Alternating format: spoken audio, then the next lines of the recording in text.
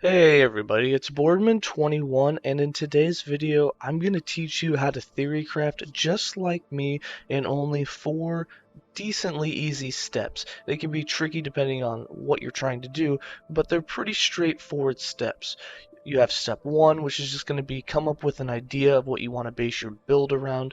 Step 2, offense. Step 3, defense. And step 4, health replenishment. Yeah, seems pretty simple. Alright, let's get into it a little deeper and give you a little bit of some examples so that you can have a general idea of what I'm talking about. So for step 1, when it comes to just getting an idea of what you want to build around, this can be anything. A lot of times for me, it's a skill. I'll try a skill and I'm like, wow, that skill was a lot of fun, and there's a few different ways to build it. I want to build something based around that.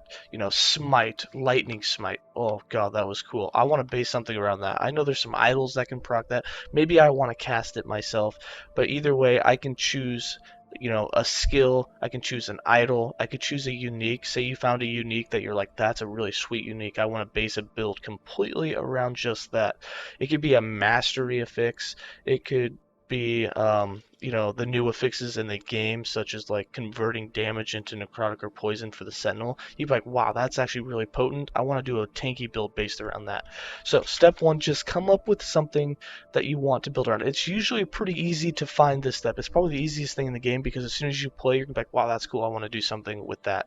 I hear people all the time. They'll be like, I'm trying to base something around Hungering Souls, or I'm trying to base something around Disintegrate, something difficult. But step 1 is always the same. Choose something that you want to base the build around. Now, step 2, choose the offense. You got to choose this before you can do defense or anything else. And the reason that you have to choose offense first is because you have to know how you're going to do the damage. Are you going to be channeling? Is it not channeled? Are you going to be doing a dot build where you can't get leech off, the hits? Are you going to be doing a hit damage build? Is your build going to be completely based on CCs like freeze or stun?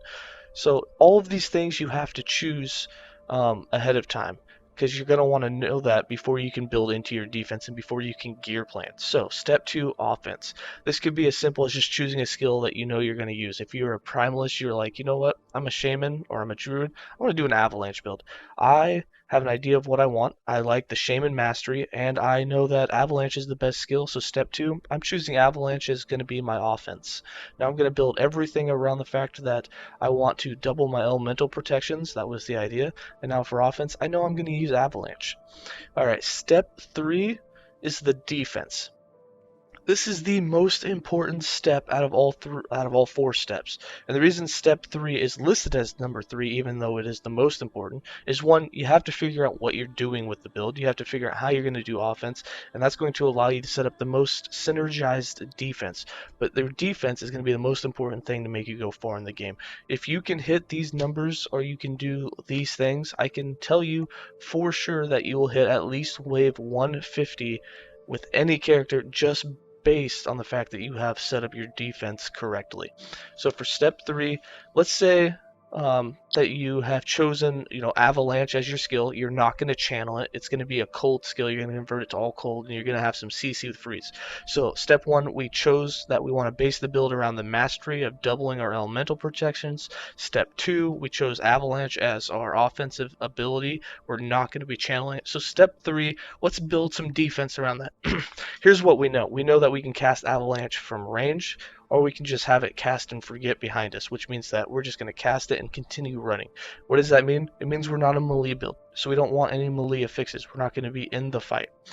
We're not going to be generating ward with our skill. There's no ward generation on Avalanche. There's really not much ward generation, if any at all, for the Primalists in general.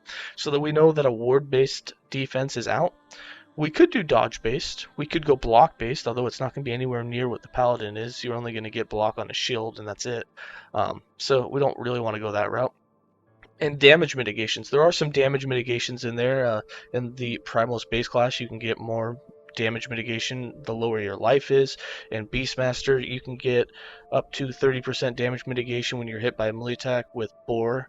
Aspect of the boar, and there's some damage mitigations, but I don't think we're going to go that route either. I just want to do a pure armor and protections build. So now for step 3, we want some numbers. Since we're doing a protections build, I would recommend with you get at least 100% glancing below, get 100% critical strike avoidance, and get at least 80% armor and protections. Now the first thing you're thinking to yourself, 80% armor and protections, that's like impossible to get on the shaman. Like even with a totem active and doubling your elemental protections, that's very hard to get, and it is. But there's some things you can do. You can convert your void and your necrotic and your poison into elementals, and since you're going to have double those protections, this is going to allow you. So that's what you're going to be theory crafting on the defense, how to hit these numbers. That might require that you wear some different uniques. It might require that you can't put any offense on your gear. You have to go straight defensive. It might mean some of the passives have to be defensive.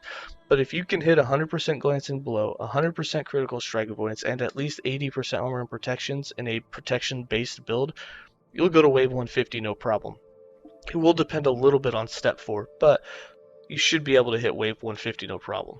And that takes us to step 4. Step 4 is health replenishment. What this means is you have to find a way to get your health back relatively quickly. My golden rule, get all of your health back in 1 to 2 seconds. If it takes more than 2 seconds for you to fill your life back up from empty to full at any one time, you're going to die from little hits because they're going to do hits much faster than you're replenishing your life, and you're going to die. The best things for replenishing life, Leech. Leech is easily one of the easiest things because you can do damage even while you're running away and get Leech. However, in some builds it's hard to get into that. Things like Avalanche don't have any sort of Leech in the skill tree, which means you're going to have to get it completely on gear or through passives, and that's hard to do. Health regen. Health regen is good, except that it takes a lot of prefix and suffix slots on your armor, on your gear, for it to actually be any good. And we don't have room for that since we're an armor and protections build. We need all those prefixes and suffixes for elemental and other protections. So health regen's kind of out the window. You can get health on hit, but this is generally usually health on melee hit, and we're not doing any melee hits, so health on hit's pretty much out the window. That leaves healing. There's lots of things that we can do for healing as a primalist. So healing and leech are probably the two best routes that we could go with this. So we're going to work those two in, and we're going to think how we can get enough healing and enough leech to make sure that we're getting all of our health back in 1 to 2 seconds. And just off the top, you can have like Maelstrom healing you. You can have through the passives, on spell cast, the chance for the mana cost to heal you. For leech, you can get a bunch of physical damage leech through the druid tree. And there's some idols that give you leech on hit or healing effectiveness and things like that. There's quite a bit of healing in the Primalist. So now you've come up with your entire theory crafted build just like that. And as long as you use like last Epoch tools and you use the gear planner and you can work it out and you know exactly what to go for, you've done all of this before even going into the game and wasting hours and hours grinding for the wrong gear or not having something to look at to go off of. Now you have a blueprint. So again, the 4 steps. Step 1, find what it is you want to build around. Step 2, choose the offense for that. Step 3, choose your defense. And again, in an armor and protections build, you want 100% glancing blow, 100% critical strike avoidance, and at least 80% armor protections of the protections that your damage you're going to be taking. If you're doing ward based, I recommend that you're able to get at least 5,000 ward. If you can get 5,000 ward along with 100% GB and 100% critical strike avoidance, you're going to go really far. That's great defense. 5,000 ward is where it's going to keep you from getting one shot. If you're doing dodge based, I recommend you get at least 70% dodge. If you're doing block based, above 50% block is best. But for the absolute perfect amount, you'd want to play like Paladin and get 75% blessed. That's really where it's at. So that you can block everything. And if you're doing damage mitigation, again, the Forge Guard and the Sentinel in general is the really good damage mitigator. You have like Vengeance that mitigates damage. The Forge Guard passive mitigates damage.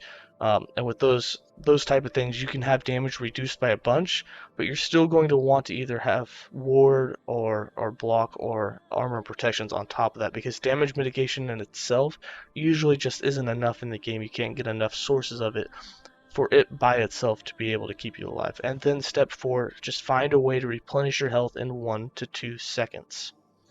Alright, so I hope that's answered the question on how I myself theory craft for builds in last Epoch. If you liked the video or if this has helped you, feel free to like the video, and if you haven't already, throw down a sub. There'll be plenty of more content coming. Have a good day.